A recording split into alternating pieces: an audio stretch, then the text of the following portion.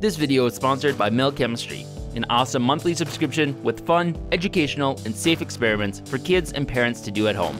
It comes with everything you need to get started, plus 90 experiments on over 30 chemistry topics delivered right to your door. Mel Chemistry also includes a free VR headset and exciting VR lessons for a full immersive learning experience.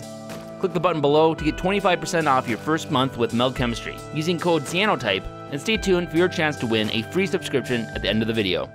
Previously, in one of my most ambitious endeavors, I started the first step in making a complete camera from scratch by first constructing a basic pinhole camera. In my usual quest of attempting to make an item, including all the ingredients and components, starting from absolute scratch, I was fairly limited in what resources I was able to use to build it. But since then, I've been able to collect and process some more complicated but crucial materials, a clear glass and a metal.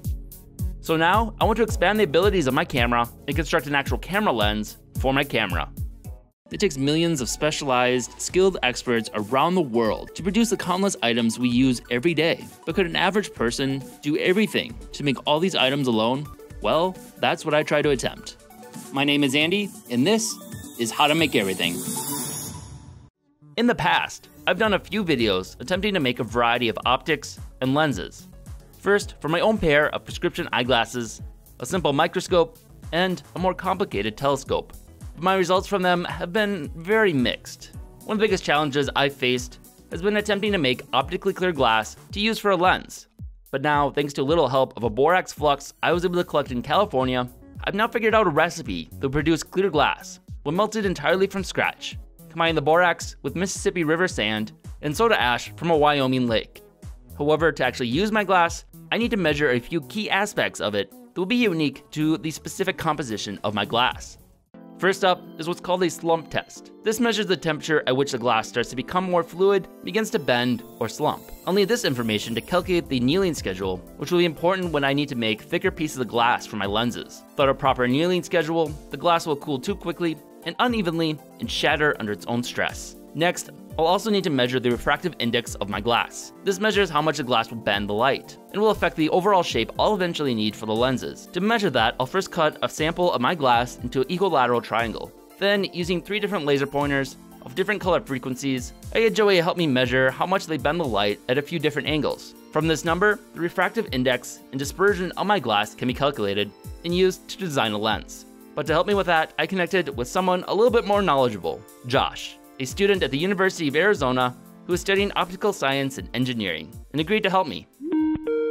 For a camera lens, like what you're looking for, you were looking for a portrait lens. Generally a good focal length for that of the whole system is around 50 to 135. We want a low F number because that allows us to do something called depth of field, which allows us to get cool visual effect called bokeh. So then when it comes to actually grinding the lenses, previously I tried using a flat lap grinder for my eyeglasses, which wasn't super effective, had a lot of unevenness to it. Then I tried a method I read about where you grind 2 flat blank lenses together with grit to eventually get to that size, and I also got impatient and just kind of eyeballed one of my lenses with my telescope, and that didn't end up working too well. Do you know why I failed at that, and what a better method might be for this? The way that in the past optical engineers such as Galileo grind his lenses was using something called battens, which is essentially a slab of metal or a plate of metal that has that curvature kind of hammered in. They were able to make a ball with whatever curvature they needed it to be, make a metal plate on top of that, and then take that over to the lens and use that. So you're doing the same effect, but instead of taking those 2 flat planes and hoping it'll do something like this, taking your curved plane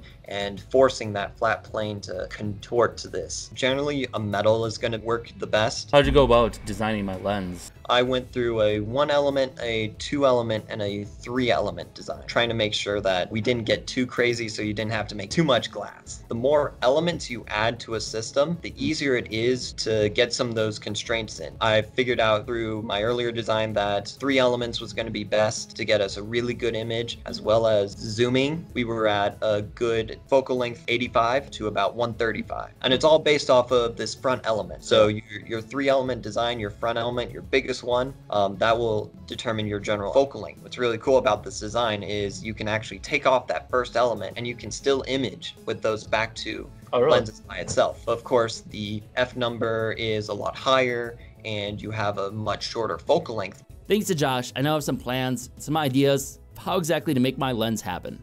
First up, let's make some glass.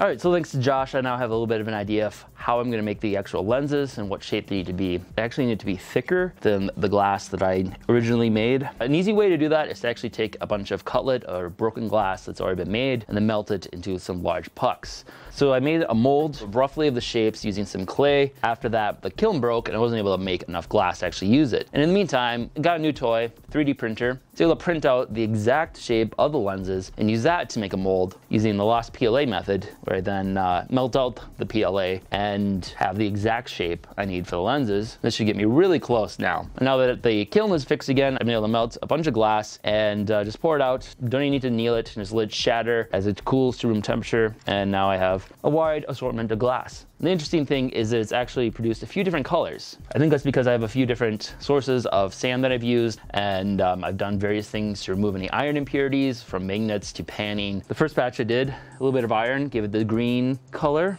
but some apparently had a lot less iron and are almost completely perfectly clear. Amazing difference. This is a little bit blue. I suspect it's because I didn't bake it as long, so it has a little bit more of the borax as a fluxing agent. So likely when I mix all this together, it's gonna average out, burn off more of the flux, and end up pretty crystal clear, I think. Maybe just a very slight tint of green. Now I just need to get all the pieces into the mold and melt it. Unfortunately, the glass I spent so much time trying to get out in one solid piece and not shatter. I actually need to break it up to fit it in here. So I gotta break my baby. Ouch. Put the 3D printed mold into our kiln. Unfortunately, in the baking process, the mold ended up cracking and all the glass leaked out. But I still have the first mold that I made. Fortunately, even then, it took several baking attempts and a new mold until I finally had success.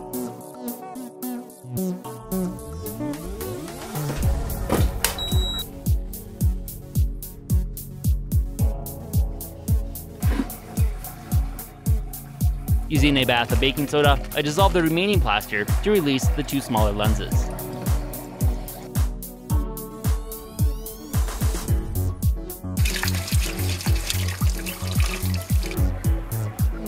Now to grind the lenses to the correct curvature, I'll need to make the battens Josh recommended to me. For my first attempt, I 3D printed the shape of them, which is the reverse of the final lens shape. Then I attempted to cast them in aluminum using the Lost PLA method. Once I got the 3D prints melted out, then I could cast them.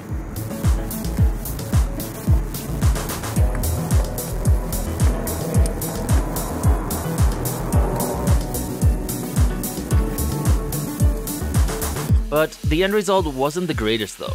A few air bubbles and rough casting. Also, there were ridges caused by the 3D print itself. Potentially I could polish these off and get them workable, but I didn't want to risk a bad final result after so much work making the lenses. Fortunately, I had a local maker reach out to me and offered to help. Martin. He owns a metal CNC machine and offered to cut out much more accurate battens from aluminum than what I could have cast.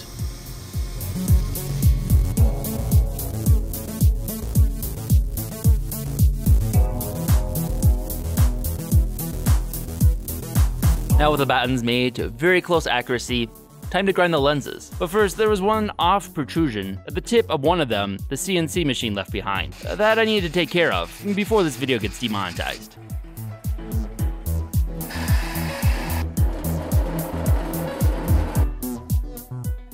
I just need to mount each lens to the lathe using some pitch. For me, I'm just going to use a drill press.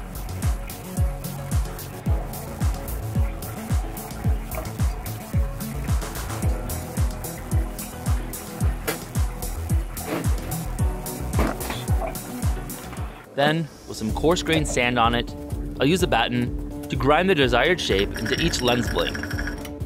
After a first attempt at grinding with a batten, I realized it was a bit too irregularly shaped. So I removed some of the extra nodules on it, then ground it flat and level, and then started to add a bit of a curve.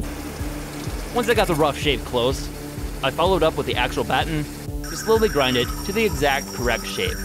slowly working my way to finer and finer grit, until I'm ready for a final polish.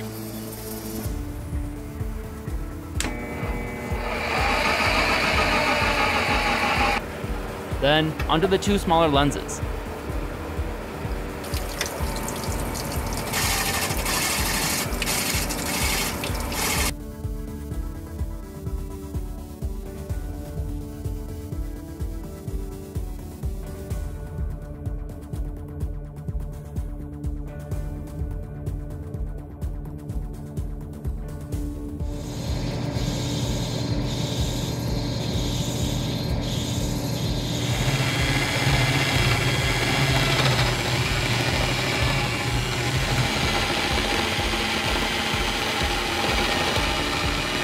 But to hold my lenses, I'll also need to construct a body for the lens. And for that, I just learned how to extract my first metal, copper. I previously only extracted a small muffin worth of copper, so I've been continuing to extract the copper since then, and should hopefully have enough to make the body of the lens.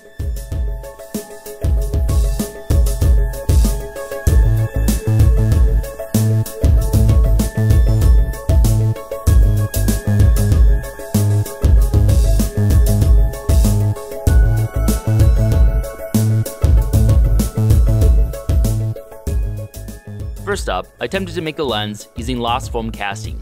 This has the advantage that you can pour directly into the foam, and not worry about having to melt it out before.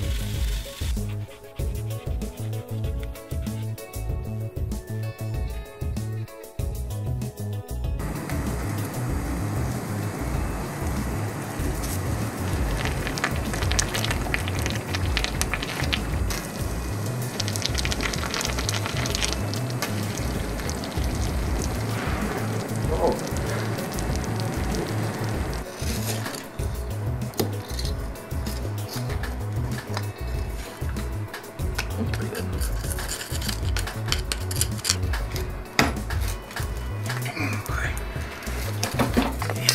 That's a mother. The end result wasn't super great though. It was a bit thick and heavy. Next, I tried 3D printing a more exact shape and forming them into a plaster mold.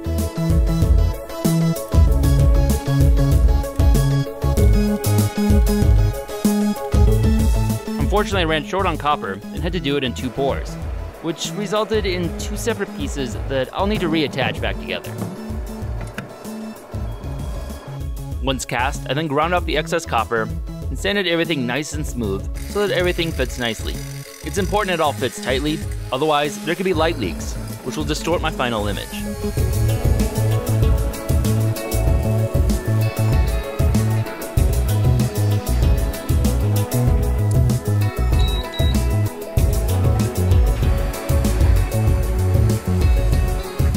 The smaller 2 pieces of the body didn't come out much better, so I decided to get a little help with the last ones from Martin again with his CNC machine to get this super accurate.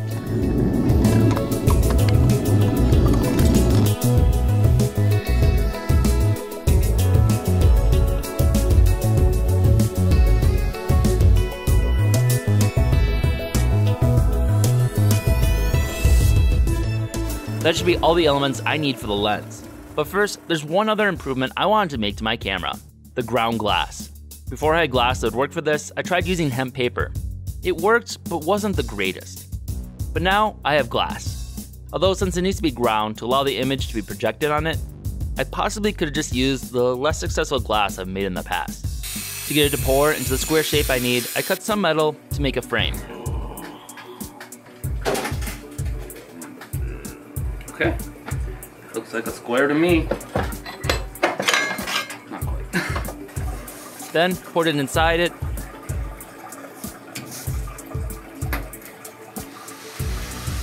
Get the paper there. Alright, actually holding shape. There you go. Let go there, so. Yes. Wheel it, what are you doing, Neil? It. That's nice paint glass. Cracking.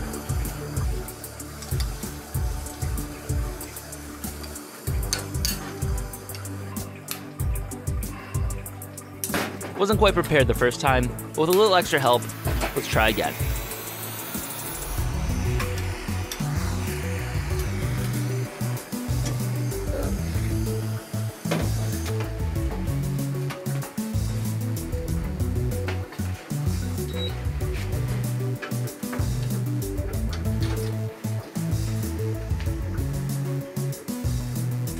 Near success. After slowly cooling, it obviously was a little too fast and the glass shattered internally.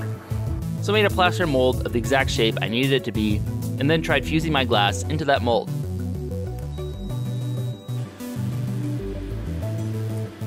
Now that I have a clear pane of glass, let's make it less clear and grind it rough.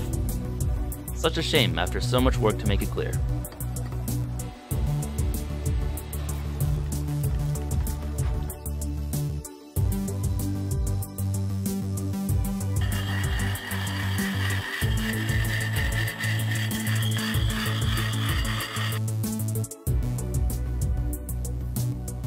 Now let's assemble the lens and try out the camera.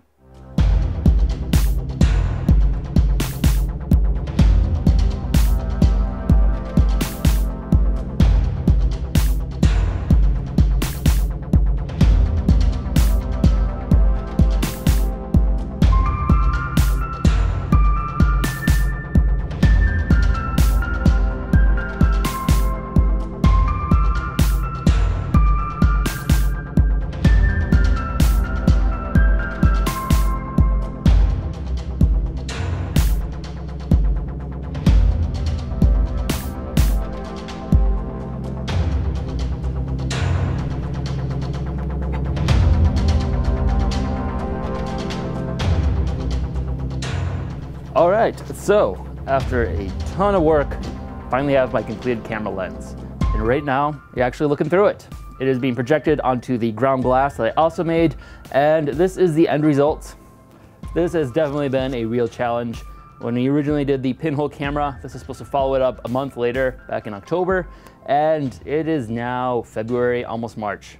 It has been one of the most challenging projects I've ever done, and kind of rare where every single step in the project has been a huge pain. So to even make clear glass itself took over a dozen tries, and then to anneal the large pucks needed for the lens, that took at least 4 attempts until I finally got something I could use. Making the battens to grind it took several attempts before I found somebody with a CNC machine. Casting the body itself took 3 attempts. I eventually used a CNC machine for a few of them. To grinding the actual lenses, which took at least 30 hours of just continuous grinding, literally grinding. Yeah, this whole thing's been a real pain, but it's done. I have the lens, and as you can see, we have an image. Cool thing about this lens is it even zooms. So here is the lens itself off the camera. Unfortunately, while finishing the polish on this big lens, it ended up falling off the lathe and shattering. Fortunately, I was able to glue it together, and even with a giant crack in it, it works pretty good. Eventually, I'll need to redo this, which took a lot of work, which I'm not very happy about. Fortunately, it actually still works pretty good, all things considered, and I was able to still take the images with it. But this is the completed lens, all assembled. It's got the zoom on it, which is a little rough. Zoom. Still needs a bit of work in the sense that there's no real way to attach this too effectively because the lens itself weighs like at least 7 pounds. Overall, I need to do a lot of adjustments, and I'm going to be making some other improvements, adding things like an aperture and shutter to the actual lens to help improve the image quality and the amount of control I have. The all wood construction is starting to fall apart. So now that I have the metal, planning on reinforcing some of this and get some better pins because they're falling apart. I just want to end with a shout out to all of our patrons on Patreon. We just added this new board. Sam put this all together for a little decoration for all that empty white space. And if you support us at $15 or more, you can get your name up there. So thank you to all these people for your support, and thank you to the sponsor of today's video, Mel Science. They actually provided us with a kit that we're going to use to try and take an actual photo now that I have my camera and camera lens. So let's give that a shot.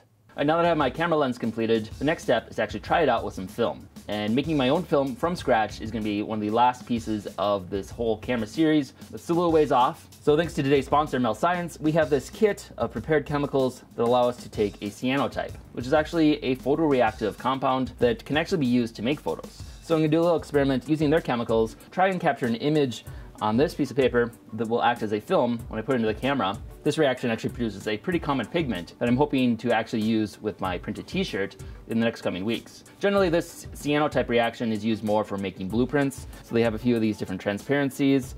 This is a famous Hokusai that comes with the kit. You can recreate that. And then we also took our own photo, made a transparency of it, so you can use the kit as it's intended, in addition to using it as camera film. Just gotta follow the directions and put it all together. Alexa, overhead lights off.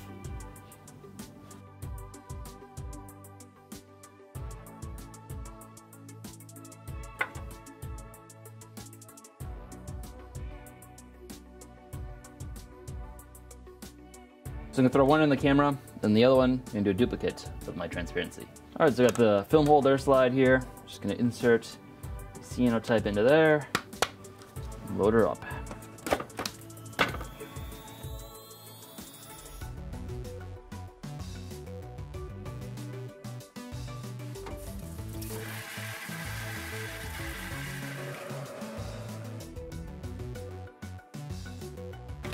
All right. Left this guy exposing for 7 hours. Let's see what we got. A little off frame, but that is definitely an image. See the buildings there, lots of ground. That is definitely an image. All right, so rinse these guys off, and you can see a decent result. This is the duplicate we did. We got a pretty clear image. For the actual one in the camera, not quite as clear, but it does capture an image. It's pretty comparable to a lot of early photographs that were taken. So, we're on the right track. Thanks again to Mel Science for sponsoring this video. Enter for your chance to win a 6-month subscription to Mel Science. Just answer this question in the comments. Though it goes by several names, this pigment is named after a German city. If you are too eager to wait and see if you won, click the link below to get 25% off your first month subscription to Mel Chemistry. If you enjoyed this video, be sure to subscribe and check out other content we have covering a wide variety of topics. Also, if you've enjoyed these series, consider supporting us on Patreon. We are largely a fan-funded channel and depend on the support of our viewers in order to keep our series going. Thanks for watching.